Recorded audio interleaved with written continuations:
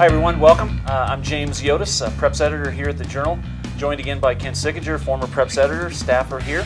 We're here to talk about Week 7 of the high school football season. We got some pretty good matchups in store. The first one we're going to talk about today is Friday night, a non-district game between El Dorado and Rio Rancho, two of the better teams in 5A. El Dorado is going up to Rio Rancho on Friday. We differ on this game. You like El Dorado. You're picking El Dorado. I'm taking Rio Rancho. I'll let you go first. You're leading in the standings, so you get to go first. Just like El Dorado is an upset team. They seem to be one of those clubs that comes along as the season's gone on. They have this year. They got Mayfield a couple of weeks ago. Seem to be playing a lot better, and I like them. Yeah, El Dorado played very well in its last game. They beat Mayfield 24-14. That was a couple of weeks ago. El Dorado's coming off a bye week.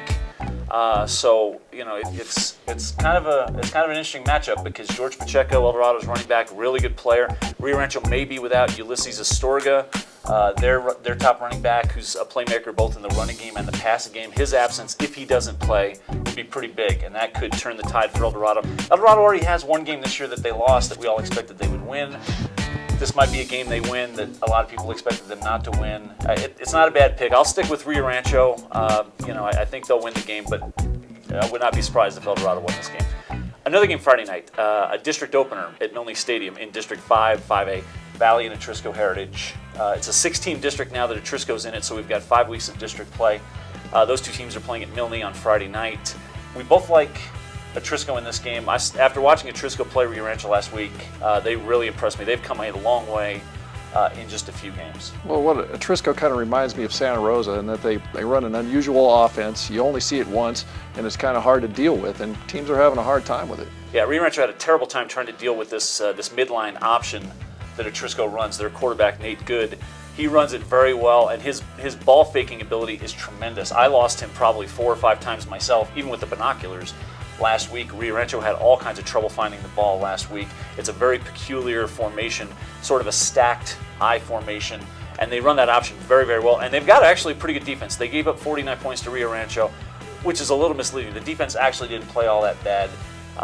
As for Valley's coming off a terrible performance last week against Manzano. I'm not sure what to make of this team. They've got to start playing better. I think they have more promise and talent than they're showing. I don't know if it'll happen this week. But that's a team, to me, they haven't quite reached their potential yet. Yeah, Valley just can't seem to get out of their own way in the first quarter. They're always behind. All right. Another game Friday night, which isn't here in Albuquerque, but is down in Belen. A great rivalry, Los Lunas and Belen. That's a district opener in District 6 4A. Boy, that is just a tremendous rivalry. It's one of the best rivalries in the state. Los Lunas comes in undefeated. Belen's only lost once. That was the Goddard. This should be a great matchup. We both like Los Lunas, but in a rivalry game like this, you never know. No, the Valencia County War is probably as good as it's ever been that I can remember. And it wouldn't shock me totally if Belen pulled the upset, but got to go with Los Lunas. They've been too good. Yeah, Los Lunas has probably been the second best team in 4A after Goddard. It's just a complete team. They have all the pieces. Great offense, solid defense, good special teams. They're very well coached. Matter of fact, their head coach, Jeremy Newton's a former assistant coach at Belen with John Lerma. Belen has had a great season, but I think Los Lunas probably has the edge there.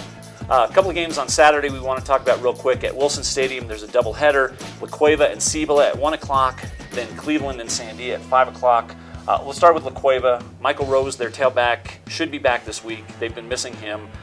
With or without him, I would still like La Cueva. Yeah, I got to think so. They're just superior talent-wise, I think, right now. Yeah, and La Cueva needs to get Michael Rose back in the fold.